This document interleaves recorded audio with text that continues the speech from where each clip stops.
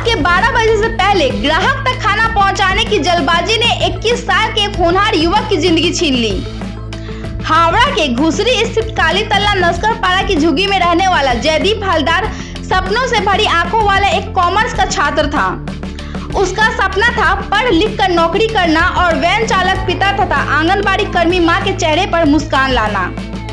इसी सपने को पूरा करने के लिए वह दिन भर मेहनत करता था।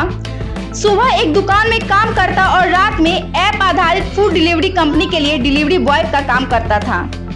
हर रात वह लोगों के घर तक खाना पहुंचाता था, लेकिन कंपनी की शर्त थी कि तय समय के भीतर डिलीवरी नहीं हुई तो पैसे कट जाएंगे। इसी अमानवीय दबाव में अपनी जान जोखिम में डालकर जयदीप देर रात बाली के लाल बाबा कॉलेज के सामने जीटी रोड पर तेज रफ्तार लॉरी की चपेट में आ गया। हादसे में उसकी मौके पर ही मौत हो गई। एक पल में खत्म हो गया एक पूरा परिवार का सपना, लेकिन पीछे छोड़ गया कई कड़वे सवाल। सरकारी प्रतिबंध और सुरक्षा नियमों के बावजूद आखिर क्यों डिलीवरी बॉय से इस तरह जान जोखिम में डालकर काम कराया जा रहा है?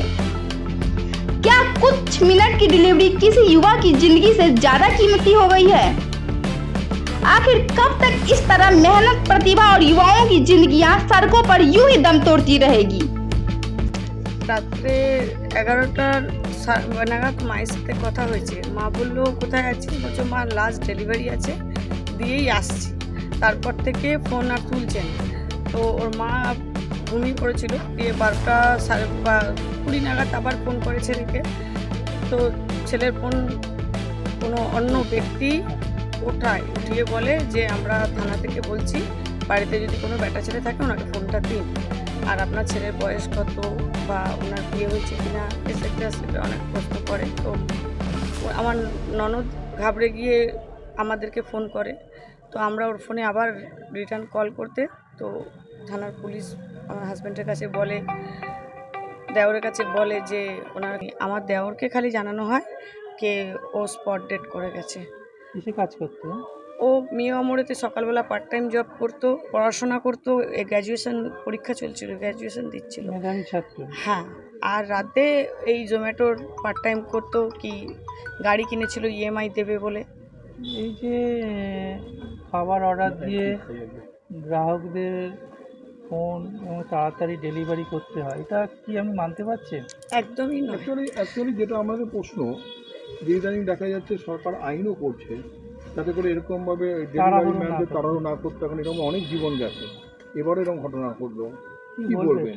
দেখুন, আমার ঘরে তো চলে গেছে জলজান্ত একটা প্রাণ। আমি চাইবো না আর কোনো মায়ের বুক খালি হোক।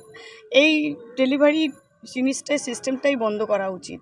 কারণ ওই 10 মিনিটের মধ্যে খাবার না আসলে তাকে তার পয়সা দিয়ে তাকে ভরপাই করতে হবে। তো এই জিনিসগুলো, যেই ফ্যামিলি আজকে ও গেছে কাজ করতে, কারণ ফ্যামিলির অবস্থা খুবই খারাপ, তাই জন্য। আর এইভাবে যদি ওকে জীবন দিয়ে সব কিছুর দাম মেটাতে হয়, তাহলে আরও মায়ের বুক খালি হতে বেশি দিন সময় নেই। আবেদন করবেন? হ্যাঁ, সরকারকে আমি হাত জোড় করে আবেদন করতে চাই কি এই জিনিসগুলো, অনলাইন যে খাবার দাবারের ডেলিভারিগুলো, এগুলো বন্ধ করা হবে। এই ঘটনা হওয়ার পরে যে কর্তৃপক্ষ, যে কোম্পানি কাজ করে, তারা কি যোগাযোগ করেছে? না, তারা কোনো যোগাযোগ করেনি। তাদের আরও যারা ডেলিভারি ছেলেরা আছে তারা দেখেছে, তারা জানে, থানায় গেছিল তারা, দিয়ে তাদের সাথে আমাদের আর কোনো কন্ট্যাক্ট হয়নি, তারাও চেষ্টা করেনি কন্ট্যাক্ট করার। একটু মানে ঘরের মা বাবার মুখে খাবার তুলে দেওয়া বা নিজের পড়াশোনার জন্য, হ্যাঁ, নিজের পড়াশোনার জন্য জীবন ঝুঁকি নিয়ে করা, এইটা তো একটা মানে বড় ক্ষতি, মানে এটা বড় কিছু পরিবর্তনের দরকার মনে হচ্ছে নাকি? একদমই তাই।